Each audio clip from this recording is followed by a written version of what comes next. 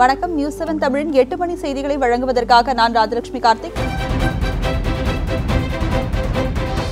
தனியார் மருத்துவக் கல்லூரிகளில் மருத்துவ மேற்படிப்பிற்கான 50% இடங்களை முறையாக பெற தவறிய வழக்கில் தமிழக அரசு மற்றும் இந்திய மருத்துவ கவுன்சிலுக்கு சென்னை உயர்நீதிமன்றம் தலா 1 கோடி ரூபாய் அபராதம் விதித்து உத்தரவிட்டுள்ளது. கன்னியாகுமரி மாவட்டத்தை சேர்ந்த மருத்துவர் திவ்யா ஷருண், நாமக்கலை சேர்ந்த மருத்துவர் காமராஜ் உள்ளிட்டோர் சென்னை உயர்நீதிமன்றத்தில் மனு ஒன்றை தாக்கல் செய்தனர். அந்த மனுவில் தனியார் மருத்துவக் கல்லூரிகளில் மருத்துவ பட்ட மேற்படிப்புக்கான இடங்களில் 50% இடங்களை அரசுக்கு ஒதுக்க வேண்டும் எனவும், ஆனால் பெரும்பாலான கல்லூரிகள் அவ்வாறு ஒதுக்குவதில்லை என்றும் தெரிவித்திருந்தனர். இந்த மனுவை விசாரித்த நீதிபதி கிருபாகரன், அரசு ஒதுக்கீட்டு இடங்களை முறையாக ஒதுக்காத தனியார் கல்லூரிகள் மீது எடுக்கப்பட்ட நடவடிக்கைகள் குறித்து தமிழக அரசு மற்றும் மருத்துவ கவுன்சிலுக்கு கேள்வி எழுப்பினர். இந்நிலையில் இந்த வழக்கில் இன்று தீர்ப்பு வழங்கிய நீதிபதி கிருபாகரன், தமிழகத்தில் உள்ள சிறுபான்மை மருத்துவக் கல்லூரிகளை தவிர்த்து தனியார், நிகர்நிலை என அனைத்து மருத்துவக் கல்லூரிகளிலும் மருத்துவ மேற்படிப்புக்கு 50% இடங்களை அரசுக்கு ஒதுக்க வேண்டும் என உத்தரவிட்டார். மேலும் அரசு ஒதுக்கீட்டு இடங்களை முறையாக பெற நடவடிக்கை எடுக்காத தமிழக அரசுக்கும் இந்திய மருத்துவ கவுன்சிலுக்கும் தலா 1 கோடி ரூபாய் அபராதம் விதித்தும் நீதிபதி கிருபாகரன் உத்தரவு பிறப்பித்தார். கண்டனம் தெரிவித்ததுடன் மருத்துவ கவுன்சில் நீதிமன்றத்திலேயே அந்த விதிகள் நாங்கள் பின்பற்றுவதில்லை என்று அவர்களுடைய விதிகளுக்கு எதிராகவே வாதம் செய்தார்கள். இதனை கண்டித்த நீதிபதி மருத்துவ கவுன்சிலுக்கு 1 கோடி ரூபாய் அபராதமும், தமிழக அரசுக்கு 1 கோடி ரூபாய் அபராதமும் விதித்து தீர்ப்பு வழங்கியுள்ளது. இதற்கிடையே தமிழக அரசுக்கு விதிக்கப்பட்ட 1 கோடி ரூபாயை கீழடி அகழ்வாராய்ச்சிக்கு வழங்க உயர்நீதிமன்றம் ஆணையிட்டுள்ளது. இதேபோல் மருத்துவ கவுன்சிலுக்கு விதிக்கப்பட்ட 1 கோடி ரூபாய் அபராத தொகையை மாற்றுத்திறனாளிகள் அமைக்கு வழங்கவும் உத்தரவிடப்பட்டுள்ளது. மேலும் இந்த வழக்கை ஜூன் 12ஆம் தேதிக்கு உயர்நீதிமன்ற நீதிபதி கிருபாகரன் ஒத்திவைத்தார்.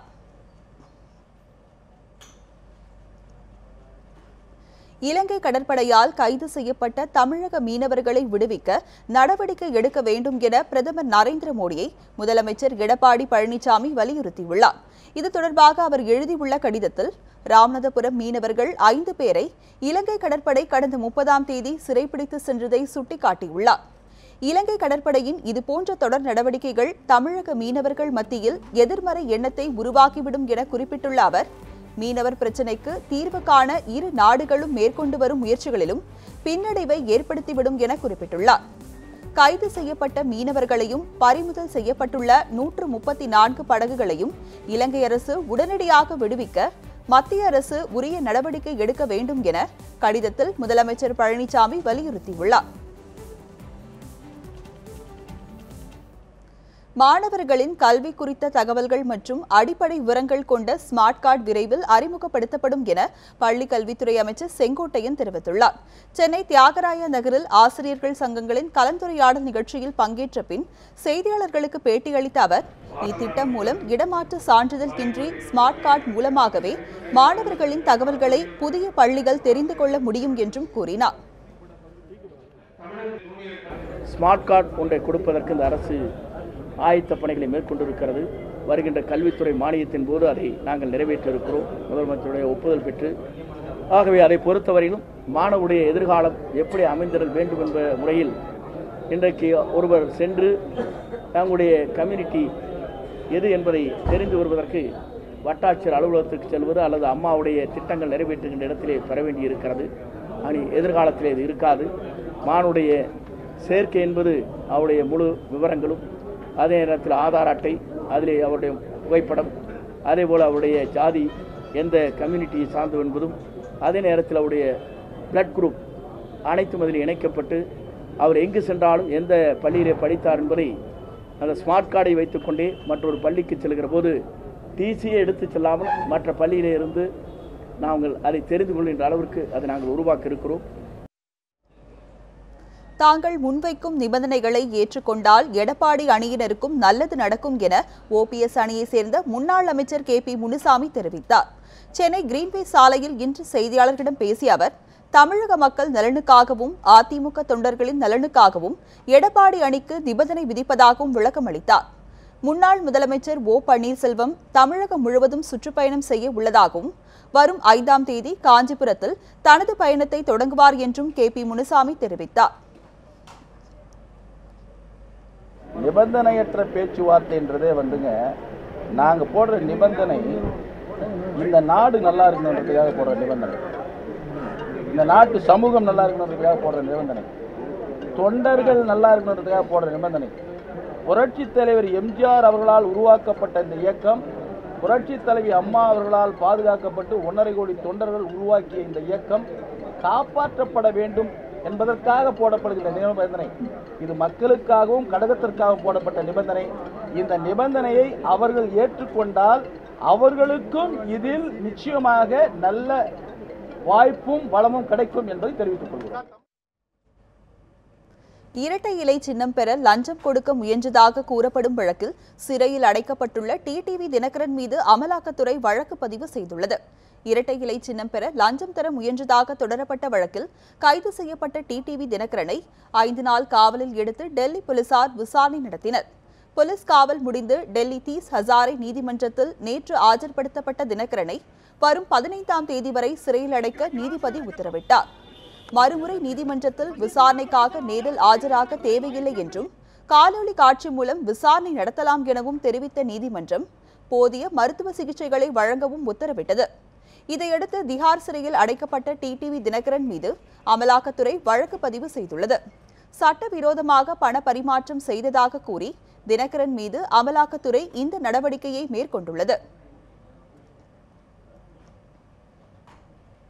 ஏர்செல் மேக்சிஸ் வழக்கில் கலாநிதி மாறன் மற்றும் தயாநிதி மாறன் விடுவிக்கப்பட்டதை எதிர்த்து அமலாக்கத்துறை டெல்லி உயர்நீதிமன்றத்தில் மேல்முறையீடு செய்துள்ளது. மத்திய அமைச்சராக தயாநிதி மாறன் இருந்தபோது தொழிலதிபர் சிவசங்கரனை மிரட்டி அவரது ஏர்செல் நிறுவன பங்குகளை மலேசியாவை சேர்ந்த மேக்சிஸ் உள்ளிட்ட நிறுவனங்களுக்கு விற்க வைத்ததாக புகார் எழுந்தது. இது தொடர்பான வழக்கு டெல்லி சிபிஐ பாட்டியாலா ஹவுஸ் நீதிமன்றத்தில் நடைபெற்று வந்தது. சன் குழும தலைவர் கலாநிதி மாறன், முன்னாள் மத்திய அமைச்சர் தயாநிதி மாறன் உள்ளிட்டோர் இவ்வழக்கில் இருந்து கடந்த பிப்ரவரி மாதம் விடுவிக்கப்பட்டனர். இந்நிலையில் இருவரும் விடுவிக்கப்பட்டதை எதிர்த்து டெல்லி உயர்நீதிமன்றத்தில் அமலாக்கத்துறை மேல்முறையீடு செய்துள்ளது. கருப்பு பணம் பற்றி சிபிஐ சிறப்பு நீதிமன்றத்தில் சரியாக பரிசீலிக்கப்படவில்லை என தனது மேல்முறையீட்டு மனுவில் அமலாக்கத்துறை தெரிவித்துள்ளது. விவசாய பொருட்களுக்கு உரிய விலை நிர்ணயம் செய்தல், குறைந்தபட்ச ஆதாய விலை நிர்ணயத்தல் தொடர்பாக எடுக்கப்பட்டுள்ள நடவடிக்கைகள் குறித்து 4 வாரங்களுக்குள் அறிக்கை தாக்கல் செய்ய மத்திய அரசுக்கு உச்சநீதிமன்றம் உத்தரவிட்டுள்ளது. குஜராத்தை சேர்ந்த கிராந்தி என்ற தனியார் தொண்டு நிறுவனம் தாக்கல் செய்த மனு உச்சநீதிமன்ற தலைமை நீதிபதி கெஹர் தலைமையிலான அமர்வு முன்பு இன்று விசாரணைக்கு வந்தது. அப்போது விவசாய பொருட்களுக்கு உரிய விலையும் குறைந்தபட்ச ஆதாய விலையும் நிர்ணயிக்கவில்லை என மனுதாரர் தரப்பில் ஆஜரான வழக்கறிஞர் வாதிட்டார். அதற்கு பதிலளித்த மத்திய அரசு தரப்பு வழக்கறிஞர் குறைந்தபட்ச ஆதாய விலையை மாநில அரசுகள் தான் நிர்ணயிக்க வேண்டும் என்று கூறினார்.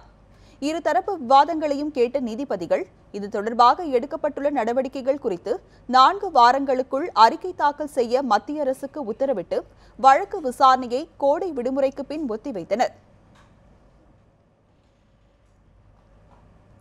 ஆதார் அடையாள அட்டைக்காக கைரேகை உள்ளிட்டவற்றை பதிவு செய்வதில் எந்த உரிமை மீறலும் இல்லை என உச்சநீதிமன்றத்தில் மத்திய அரசு தெரிவித்துள்ளது. இது தொடர்பான வழக்கில் இன்று ஆஜரான மத்திய அரசின் தலைமை வழக்கறிஞர் முகுல் ரோஹத்கி, ஆதார் அட்டையை போலியாக தயாரிக்க முடியாது என்பதாலேயே கட்டாயப்படுத்தப்படுவதாக கூறினார். போலி பான் கார்டு மூலம் மத்திய அரசுக்கு பல கோடி ரூபாய் இழப்பு ஏற்பட்டதாகவும் வரி ஏய்ப்பை தடுக்கவே பான் கார்டுடன் ஆதார் இணைக்கப்படுவதாக ரோஹத்கி தெரிவித்தார். ஆதார் அட்டை மூலம் 50,000 கோடி ரூபாய் வரி ஏய்ப்பு தடுக்கப்பட்டுள்ளதாகவும் அவர் கூறினார். ஆதார் அடையாள அட்டைக்காக கைரேகை உள்ளிட்டவற்றை பதிவு செய்வதில் எந்த உரிமை மீறலும் இல்லை என்றும் ஆதாருக்காக மரபணு சோதனை நடத்துவதில் கூட தவறில்லை என்றும் தலைமை வழக்கறிஞர் ரோஹத்கி வாதிட்டார். பிற நாடுகளில் அடையாள அட்டைக்காக மரபணு சோதனை நடத்துவதை சுட்டிக்காட்டிய மத்திய அரசின் தலைமை வழக்கறிஞர் முகுல் ரோஹத்கி, விமான பயணத்திற்கு கூட பயணிகள் சோதனைக்கு பின்னரே அனுமதிக்கப்படுவதாக தெரிவித்தார். தமிழகத்தின் உள் மாவட்டத்தில் ஓரிரு இடங்களில் வெப்பச்சலனம் காரணமாக மழை பெய்ய வாய்ப்பு உள்ளதாக சென்னை வானிலை ஆய்வு மையம் தெரிவித்துள்ளது. ஒரு சில இடங்களில் இடி மின்னலுடன் பலத்த காற்றுடன் மழை பெய்வதற்கும் வாய்ப்பு உள்ளதாகவும் கூறப்பட்டுள்ளது. கடலோர மாவட்டங்களிலும் புதுச்சேரியிலும் வெப்பத்தின் தாக்கம் அதிகமாக காணப்படும் என்றும் வானிலை மையம் தெரிவித்துள்ளது. கடந்த 24 மணி நேரத்தை பொறுத்தவரை அதிகபட்சமாக ஊட்டியில் 6 சென்டிமீட்டர் மழையும், கோயம்புத்தூரில் 5 சென்டிமீட்டரும், தேன்கனிக்கோட்டை மற்றும் பாப்பிரெட்டிப்பட்டியில் தலா 4 சென்டிமீட்டர் மழையும் பதிவாகி உள்ளது. சென்னையை பொறுத்தவரை வானம் மேகமூட்டத்துடன் காணப்படும் என்றும் தெரிவிக்கப்பட்டுள்ளது. பொது நிகழ்ச்சி மற்றும் பொது இடங்களில் மத்திய அரசை விமர்சிக்க வேண்டாம் என அமைச்சர்களுக்கு முதலமைச்சர் எடப்பாடி பழனிசாமி அறிவுறுத்தியுள்ளதாக தகவல் வெளியாகியுள்ளது. தமிழக அமைச்சரவை கூட்டம் முதலமைச்சர் எடப்பாடி பழனிசாமி தலைமையில் இன்று தலைமை செயலகத்தில் நடைபெற்றது. அப்போது தமிழக பட்ஜெட் கூட்டத்தொடர் மானிய கோரிக்கையின் போது நிறைவேற்றவுள்ள முக்கிய அறிவிப்புகளுக்கு நிதி ஒதுக்குவது தொடர்பாகவும், தமிழகத்தில் உள்ள நிலங்களுக்கான வழிகாட்டு நெறிமுறைகள் மற்றும் விதிமுறைகள் திருத்தி அமைக்கப்பட வேண்டியதற்கான சட்ட வரைவுக்கு ஒப்புதல் வழங்குவது தொடர்பாகவும் விவாதிக்கப்பட்டதாக கூறப்படுகிறது. இக்கூட்டத்தின் முடிவில் மத்திய அரசுடன் இணக்கமான சூழல் உருவாகியுள்ளதால் அவற்றின் செயல்பாடுகளை விமர்சிக்க வேண்டாம் என அமைச்சர்களுக்கு முதல்வர் எடப்பாடி பழனிசாமி அறிவுறுத்தியதாக கூறப்படுகிறது.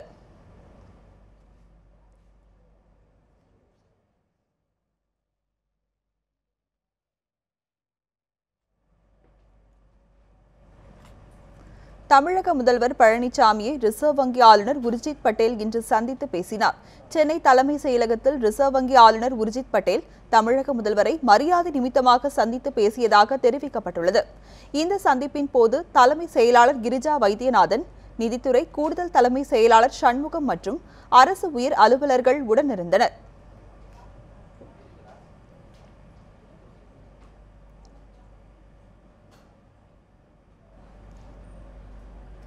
முதுகலை மருத்துவ படிப்பில் அரசு பின்பற்றிய இடஒதுக்கீட்டை வழங்க கோரி சென்னை அரசு மருத்துவமனையில் மருத்துவர்கள் 14வது நாளாக போராட்டத்தில் ஈடுபட்டுள்ளனர். மருத்துவம் படித்து முடித்து கிராம பகுதிகள், மலை கிராமங்களில் பணியாற்றிய மருத்துவர்களுக்கு மருத்துவ முதுகலை படிப்பில் சேர்வதற்கு 50% இடஒதுக்கீடு தமிழக அரசால் வழங்கப்பட்டு வருகின்றது. இந்நிலையில் அண்மையில் வழக்கு ஒன்றில் தீர்ப்பளித்த உயர்நீதிமன்றம் மருத்துவ கவுன்சில் விதிகளின்படி கிராமப்புறங்களில் பணியாற்றும் மருத்துவர்களுக்கான இடஒதுக்கீடு முறை கடைபிடிக்க இயலாது என தெரிவித்தது. இதை எதிர்த்து மருத்துவர்கள் சென்னையில் கடந்த 14 நாட்களாக போராட்டம் நடத்தி வருகின்றனர். இன்று அவர்கள் மனித சங்கிலியில் ஈடுபட்டனர். இந்த 50 விழுக்காடு இடஒதுக்கீடு ரத்து செய்யப்படுவதால் ஏழை மக்களும் ஏழை மருத்துவ மாணவர்களும் அரசு மருத்துவமனைகளில் மட்டுமே நம்பியிருக்கக்கூடிய பலதரப்பட்ட மக்களும் பாதிக்கப்படும் ஒரு அபாய நிலை உள்ளது. மக்கள் தனியார் மருத்துவமனை நோக்கி சிறப்பு மருத்துவத்திற்காக செல்ல வேண்டிய கட்டாயம் உள்ளது. எனவே இந்த 50% இடஒதுக்கீட்டை உறுதி செய்ய மத்திய அரசு ஒரு அவசர சட்டத்தை நிறைவேற்ற வேண்டும். அதற்கான அனைத்து அழுத்தங்களையும் மாநில அரசு உடனடியாக தந்து இதற்கு ஒரு சுமூகமான முடிவை தரும் வரை எங்கள் போராட்டம் தொடரும். அடிப்படை வசதிகள் செய்து தரக்கோரி தூத்துக்குடியில் சமையல் சிலிண்டர் லாரி ஓட்டுநர்கள் வேலைநிறுத்த போராட்டத்தில் ஈடுபட்டுள்ளதால் தென் மாவட்டங்களில் சமையல் சிலிண்டர் தட்டுப்பாடு அபாயம் ஏற்பட்டுள்ளது. தூத்துக்குடி புறவழி சாலையில் உள்ள சிப்காட் வளாகத்தில் பாரத் பெட்ரோலிய நிறுவனத்திற்கு சொந்தமான சமையல் சிலிண்டர் நிரப்பும் மையம் செயல்பட்டு வருகிறது. இங்கிருந்து நெல்லை, விருதுநகர் உள்ளிட்ட 6 மாவட்டங்களுக்கும் கேரள மாநிலம் திருவனந்தபுரத்திற்கும் சிலிண்டர்கள் விநியோகம் செய்யப்பட்டு வருகின்றன. இந்நிலையில் எரிவாயு நிரப்பும் மையத்தில் லாரிகளை நிறுத்த இடவசதி இல்லாததை கண்டித்தும் குடிநீர், கழிப்பிட வசதி செய்து தரக்கோரியும் லாரி ஓட்டுநர்கள் வேலைநிறுத்த போராட்டத்தில் ஈடுபட்டுள்ளனர். கோரிக்கை நிறைவேற்றப்படும் வரை போராட்டம் தொடரும் என லாரி ஓட்டுநர்கள் தெரிவித்துள்ளனர். எங்களுக்கு உள்ள அடிப்படை வசதியோ இல்லை பார்க்கிங் வசதியோ எந்த ஒரு இதுவும் கிடையாது. எங்களை உள்ள ஒரு கொத்தடி மாதிரி உள்ள வச்சு எங்களை இம்சம் கொடுத்தாங்க. நாங்கள் ஒரு ஒரு வண்டி உள்ள காலையில் ஒரு 6 மணிக்கு உள்ள வண்டி உள்ளே போச்சுன்னா மதியானம் 12 மணி இல்லை 2 மணி இல்லை சாயங்காலம் கூட ஆகிப்போகுது. எந்த ஒரு குடிதண்ணி கூட உள்ள ஒரு வசதி கிடையாது. ஒரு பார்க்கிங் வசதியில் ஒரு 2 மணி நேரம் ரெஸ்ட் எடுக்க கூட ஒரு வசதி இல்லாத சூழ்நிலையில் எங்களை ரொம்ப கொத்தடிமையை கூட இது பண்ணியிருக்காங்க. சென்னை வில்லிவாக்கத்தில் வீட்டிலிருந்து ஏசி இயந்திரம் மூலம் ஏற்பட்ட தீ விபத்தில் படுகாயமடைந்து மருத்துவமனையில் சிகிச்சை பெற்று வந்த பாஜக விவசாய அணி மாவட்ட துணைத் தலைவர் காந்திராஜ் சிகிச்சை பலனின்றி உயிரிழந்தார். வில்லிவாக்கம் அகத்தியர் கோவில் தெருவை சேர்ந்தவர் காந்திராஜ். பாஜக விவசாய அணியில் மாவட்ட துணைத் தலைவராக இருந்த அவர் தனது வீட்டின் முதல் தளத்தில் மனைவி மற்றும் 3 குழந்தைகளுடன் வசித்து வந்தார். இந்நிலையில் அவரது வீட்டில் உள்ள ஏசி இயந்திரம் இன்று காலை திடீரென தீப்பிடித்துள்ளது. அப்போது தூங்கிக் கொண்டிருந்த காந்தியின் படுக்கையிலும் தீப்பிடித்தது. இதனால் விழித்துக் கொண்ட அவர் தீயை அணைக்க முயன்றபோது காந்தி, அவரது மனைவி மற்றும் குழந்தைகள் உடலில் தீ பரவியது. தகவலறிந்த தீயணைப்பு வீரர்கள் விரைந்து சென்று தீயை அணைத்தனர். எனினும் இதில் படுகாயமடைந்த காந்திராஜ் கீழ்ப்பாக்கம் அரசு மருத்துவமனையில் சிகிச்சைக்காக அனுமதிக்கப்பட்டார். எனினும் சிகிச்சை பலனின்றி காந்திராஜ் உயிரிழந்தார்.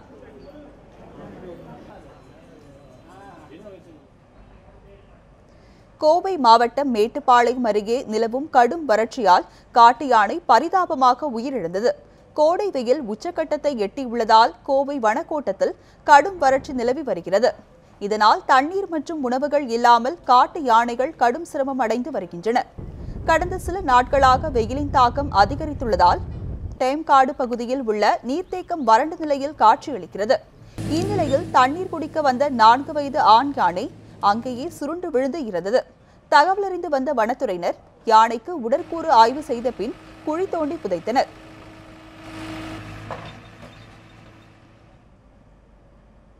ஆரணி அருகே டாஸ்மாக் கடையை சூறையாடிய பெண்கள் மதுபானங்களை தீயிட்டு கொளுத்தினர். ஆரணி அடுத்து மலையம்பட்டு செல்லும் சாலையில் சைதாப்பேட்டை பகுதியில் புதியதாக திறக்கப்பட்டுள்ள அரசு டாஸ்மாக் கடையை உடனடியாக அகற்றக் கோரி பெண்கள் உள்ளிட்ட கிராம மக்கள் 200க்கும் மேற்பட்டோர் இன்று போராட்டம் நடத்தினர். பின்னர் கடையின் பூட்டை உடைத்து உள்ளே புகுந்த அவர்கள் மதுபான பெட்டிகளை வெளியில் போட்டு உடைத்து தீ வைத்தனர்.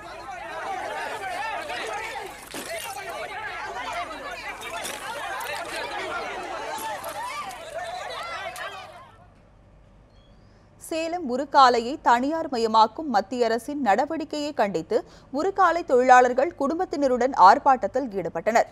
சேலம் உருக்காலையை தனியார் மயமாக்க எதிர்ப்பு தெரிவித்து உருக்காலை தொழிலாளர்கள் கடந்த 5 மாதங்களாக தொடர் போராட்டங்களில் ஈடுபட்டு வருகின்றனர். உருக்காலை தொழிலாளர்களின் போராட்டத்திற்கு திமுக உள்ளிட்ட பல்வேறு அரசியல் கட்சியினரும் ஆதரவு தெரிவித்து வருகின்றனர். இந்நிலையில் உருக்காலையை தனியார் மயமாக்கும் முயற்சியை தீவிரப்படுத்தும் வகையில் 3 ஆலோசகர்களை நியமிக்க மத்திய அரசு டெண்டர் கோரி உள்ளது. இதை கண்டித்து உருக்காலை தொழிலாளர்கள் பாதுகாப்பு குழு சார்பில் உருக்காலையின் பிரதான நுழைவாயில் முன்பு குடும்பத்துடன் போராட்டத்தில் ஈடுபட்ட தொழிலாளர்கள் மத்திய அரசின் நடவடிக்கைக்கு எதிராக முழக்கங்கள் எழுப்பினர். மத்திய அரசு தனியார் மயமாக்குவது நடவடிக்கையை கைவிடாவிட்டால் போராட்டம் தீவிரமடையும் என உருக்காலை தொழிலாளர்கள் எச்சரித்துள்ளனர்.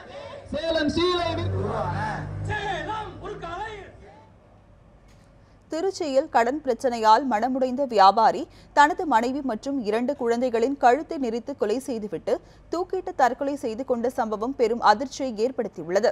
ஸ்ரீரங்கம் சிங்கப்பெருமாள் கோவில் தெருவை சேர்ந்த செருப்பு வியாபாரி விஸ்வநாதனுக்கும் சங்கீதா என்பவருக்கும் பழக்கம் ஏற்பட்டுள்ளது. பரதநாட்டிய பள்ளி தொடங்கினால் நிறைய பணம் சம்பாதிக்கலாம் என்ற சங்கீதாவின் ஆசை வார்த்தையை நம்பி அவருக்கு விஸ்வநாதன் தனது நண்பர்கள் மூலம் 1 கோடி ரூபாய் வரை பணம் வாங்கி தந்ததாக கூறப்படுகிறது. இருப்பினும் கூறியபடி பரதநாட்டிய பயிற்சி பள்ளி தொடங்காதால் விஸ்வநாதன் மன உளைச்சலுக்கு ஆளாகியுள்ளார். இந்நிலையில் அவரது வீடு நீண்ட நேரம் பூட்டப்பட்டு கிடந்ததால் சந்தேகமடைந்த அக்கம் பக்கத்தினர் வீட்டின் கதவை உடைத்து உள்ளே சென்று பார்த்தபோது விஸ்வநாதன் குடும்பத்தினர் இறந்து கிடந்துள்ளனர். போலீசார் விசாரணை மேற்கொண்டதில் விஸ்வநாதன் தனது மனைவி தெய்வானை, 7 வயது மகன் குணசேகரன், 1 வயது மகள் கிஷாந்தினி ஆகியோரை கழுத்தை நெரித்து கொன்றுவிட்டு தானும் தூக்கிட்டு தற்கொலை செய்து கொண்டது தெரிய வந்தது.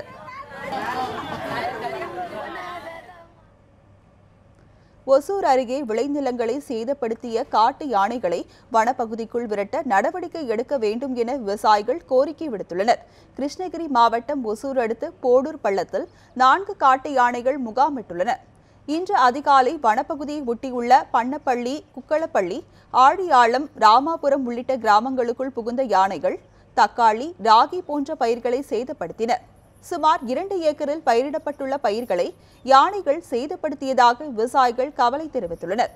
தகவலறிந்து வந்த வனத்துறையினர் யானைகளை வனப்பகுதிக்குள் விரட்டும் நடவடிக்கையை மேற்கொண்டனர். விளைநிலங்களை சேதப்படுத்தும் காட்டு யானைகளை தேன்கனிக்கோட்டை வனப்பகுதிக்குள் விரட்ட நடவடிக்கை எடுக்க வேண்டும் என விவசாயிகள் வலியுறுத்தியுள்ளனர். டெய்லி யானை இந்த 4-5 ஊரை சேதாரம் பண்ணுது. அதுக்கு நடவடிக்கை எதுவுமே எடுக்கல. வனத்துறைக்காரர் இதுக்கு ஒத்துழைச்சி வெளியே விரட்ட விடணும். விரட்டி விடலன்னா இந்த தக்காளி, கோசு, முட்டைக்கோசு, காலிஃப்ளவரு நிறைய தக்காளி விளையிற இடம் இதுதான். எங்களுக்கு அது இந்த டைம் 1 ரூபா கூட காசு வர மாதிரி பண்ணிடுச்சு. ஏதோ 50 ரூபா 100 ரூபா போயிடுச்சு கிரேட்டு, அது கூட இல்லாமல் ஆயிடுச்சு. இந்த டைம் 10 ரூபாய் 20 ரூபாய்க்கு கூட எடுக்கிறாங்க. அதுக்கு கூட காசு கைக்கு வராமல் போயிடுச்சு. போட்டுக்கிற முதல்ல ஒன்றும் இல்லை. வந்துச்சுன்னா சாயந்தரம் 6 மணிக்கு வந்துடுச்சுன்னா நைட்டு பூரா அது துணையில் இருக்கிறதே எங்களுக்கு சரியாக போகுது. வனத்துறைக்காரர் ஒத்துழைக்கணும். ஸ்ரீ ராமானுஜரின் 1000வது ஆண்டு பிறந்தநாளை முன்னிட்டு காஞ்சிபுரம் மாவட்டம் ஆதிகேசவ பெருமாள் கோவிலுக்கு ஏராளமான பக்தர்கள் தரிசனம் செய்ய வருகின்றனர். ஸ்ரீபெரும்புதூரில் உள்ள ஆதிகேசவ பெருமாள் கோவிலில் ஏப்ரல் 22ஆம் தேதி முதல் ஸ்ரீ ராமானுஜரின் 1000வது பிறந்தநாள் கொண்டாடப்பட்டு வருகிறது.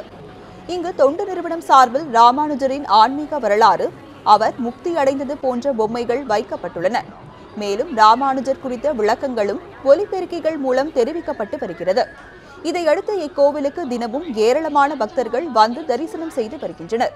மேலும் மாலை நேரங்களில் கலை நிகழ்ச்சிகள் நடத்தப்பட்டு வருகின்றன. இத்துடன் 8 மணி செய்திகள் நிறைவு பெறுகின்றன. தொடர்ந்து இணைந்தீர்கள் நியூஸ் 7 தமிழுடன்.